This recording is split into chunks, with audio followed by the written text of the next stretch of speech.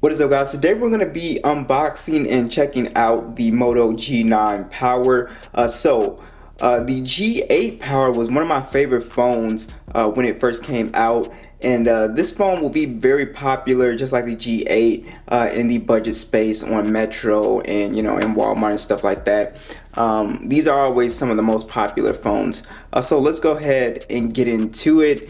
And I've looked at the spec sheet and it seems like they upgraded in some areas, but they downgraded also in some areas as well. So you guys let me know how you're feeling about the change that they did. Do you guys think that it was worth it for what it's got? So we're gonna get into it, but let's just go ahead and unbox. I guess this is a silver color. This is the 128 gig 4 gig model. And just right off the rip, I haven't even got the phone out. This box is heavy, so I'm assuming that the phone is super heavy. Come on. All right, I finally got the box open. All right, so let's go ahead and dive in. So 6,000 milliamp battery we see is the reason why it's so heavy. And it already has a case on it, and man, oh snap. Yo, this thing is pretty heavy. It's actually a little shocking. Like, it does. Hold on, let me take the case off. Wow, I've never actually held a phone with a 6,000 milliamp battery. It feels good. Yeah, this might be the heaviest phone I've ever. I have to get my LG V60 to see, because I always think like that's a super heavy phone. Hold on real quick. So the V60 is glass and metal. Yeah, it feels about like the same weight, just a little bit heavier than the V60, just a little bit. But man, imagine if this was like a metal and glass phone. But let me show you guys the rest of the stuff in the box. Like we saw here, you do get a case, which is really nice. So we get our little case, and we get our charger, USB Type-C in the box. It looks like a 20-watt fast charger as well. And it looks like we got the purple version. I thought I got the gray version, but as we can see, completely new camera redesign from the G8 Power. It now has the more trendy camera setup, which I think looks really good. Our fingerprint scanner on the back. The back is texturized, as you can see. You can kind of feel it. It seems to have like a matte finish, so it's not, you can't really see any fingerprints, which is awesome. We do have a power button, volume rockers, and let's get this off. A big, huge display. We'll get into all the specs in a second. Huge display, punch hole display. Down below, single firing speaker, so no more stereo speakers on here as well. USB Type-C. We also still have our headphone jack up top. Let me go ahead and boot this guy up, and let's get into it, guys. All right, so let's talk about the display here. So we have a massive 6.8-inch display. It is huge. Now they downgraded it in terms of resolution. So the G8 Power had a 1080p. This one has a 720p plus display. And as far as color and stuff, it still looks the same in quality. It's not washing out or anything like that. And it is still fairly bright. Now, for people that like big phones, you're gonna like this big upgrade, having a massive display. It is very big, and again, you have that punch hole right there on the left hand side. Now, can you tell the difference between 720p and 1080p? Yes, you will be able to tell the difference if you're really looking for it, but just go to a 1080p video, like a nature video, and then watch that in 720p on a 720p phone. You will be able to tell the difference. Now, for some people, they won't mind the resolution drop because you're getting a big display now. But yeah, so I just don't understand why they didn't just keep the 1080p and bump it up. It could have been because they wanted this phone to be just a beast on battery life, but I'm not really sure. I'm not really sure what the move is with Motorola with this sort of downgrade. It was kind of weird. But if this phone does turn out to be just a beast on battery life, which I'm assuming just with the 6,000 milliamp stock Android 720p, this phone is going to be really, really hard, almost impossible to kill for any type of light user. So if you're a light user, this is going to be the dream phone for you. Now you do have a bit of bezel at the bottom here, but again, it's not a huge issue. You know, as we can see, it's really just, you know, more so at the bottom. But overall, I like the display. It's bright, it's colorful, but the drop in resolution is a little weird. The PPI is 263, so I mean, icons and stuff look pretty decent. You would have to like look really close up to be able to tell the difference. So I'm not gonna lie and say it's just like a massive downgrade. It's just low res trash. It still looks pretty decent to me, so it's not a huge deal. Now you do have pretty much stock Android 10 on this phone, the Snapdragon 662, and you also have the Adreno 610 on here. Now I believe that is a downgrade as well. The Snapdragon 662, I think the GA Power had a 665. I'm not completely sure, but again, I will do that comparison for you guys. But yeah, so you have micro SD support and 128 gigs of storage, which is really awesome. So you get massive amount of storage with this phone, which is something that I really love. And again, 4 gigs of RAM on here. The phone is running fairly smooth. Like I said, it's pretty much stock version of Android, and it's running really smooth. I haven't had any issues. There's no bloatware or anything. It's just basically your Google applications. Everything is really smooth. Your gestures, scrolling, all of that stuff.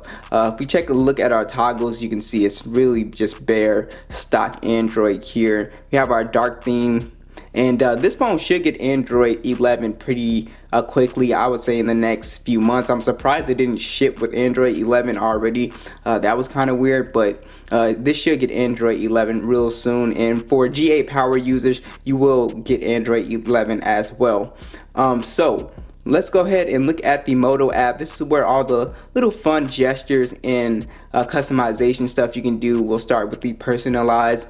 So if we go to styles, you can see that we can actually change the themes and the icons on this phone, which look pretty cool. The fonts and stuff, which I really like. Wallpapers, we can mess with the layout of the home screen as well. I like that Motorola has this application. It makes everything really neat and clean, which is something that I really like. We also back out. We have our gestures. So we have our 3-finger screenshot as well, something that I really like.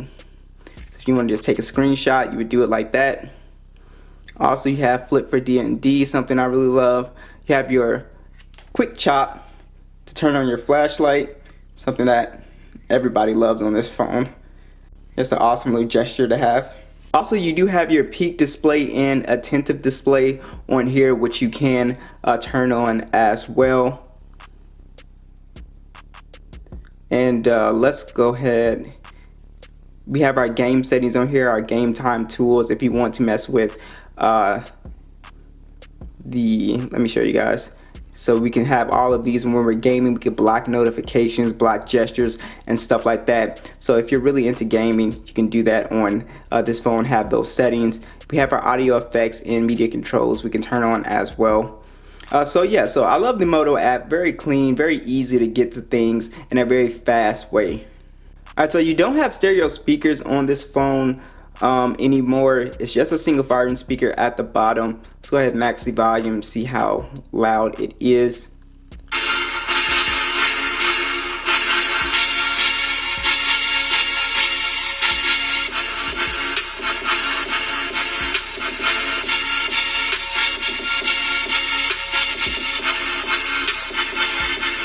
The speaker is loud, but as far as quality, I don't think it sounds as good as the GA Power. Again, I'm gonna save it for the comparison, but it sounds okay. I mean, for a phone this size, it would make sense that they would throw it in a stereo speaker, so I'm not exactly sure why they did not do that, but the speaker, it sounds fine, I guess.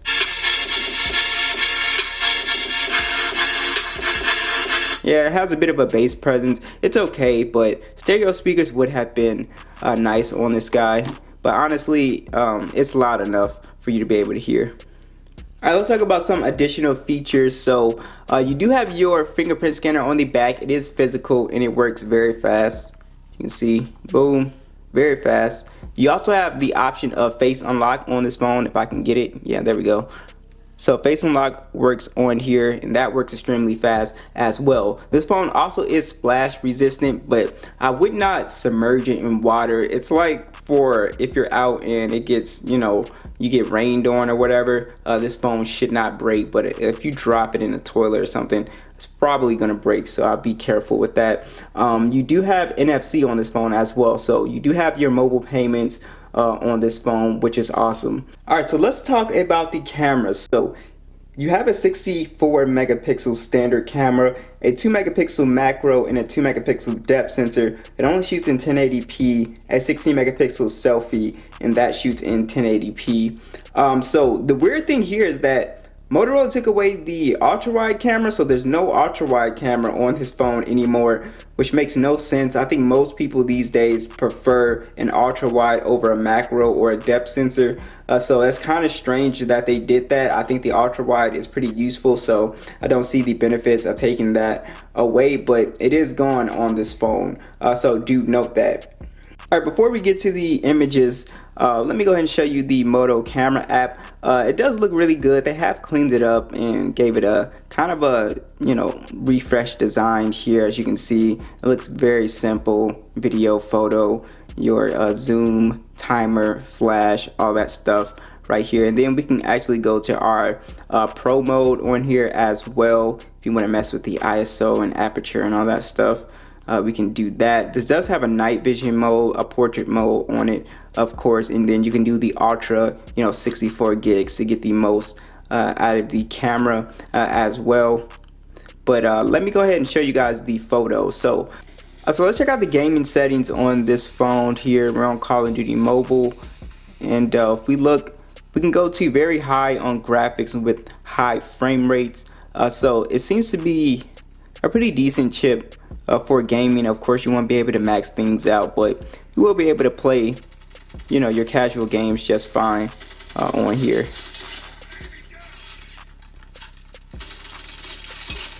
And like I said, you have a massive display on here, your game mode settings right here as well.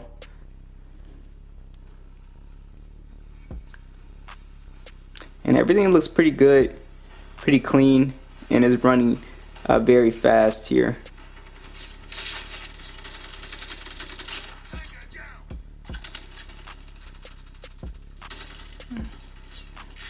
So no real issues with gaming on this phone.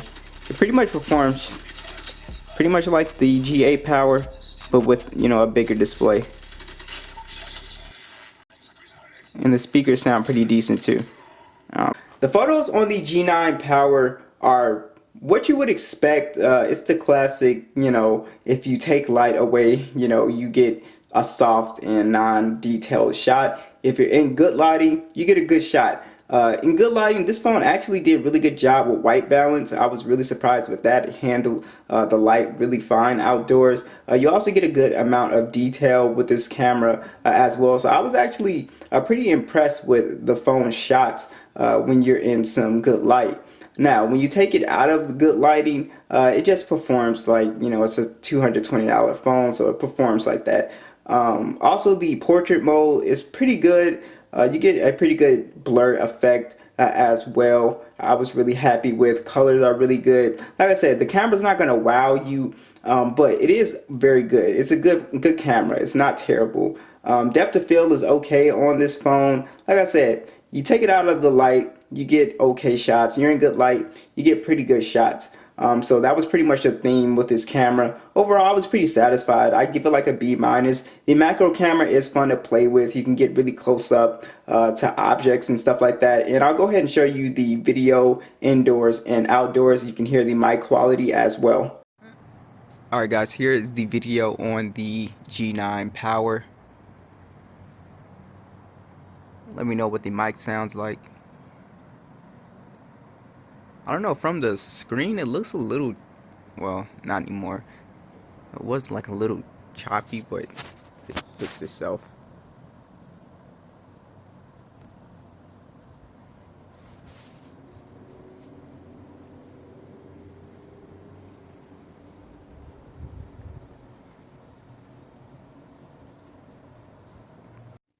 Alright, here's the video on the G9 Power.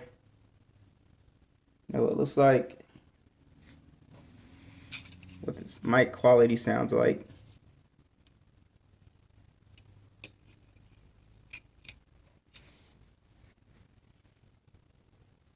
looks fine from my perspective. I have to see it on the computer. But it looks fine at this price. Not a huge complaint.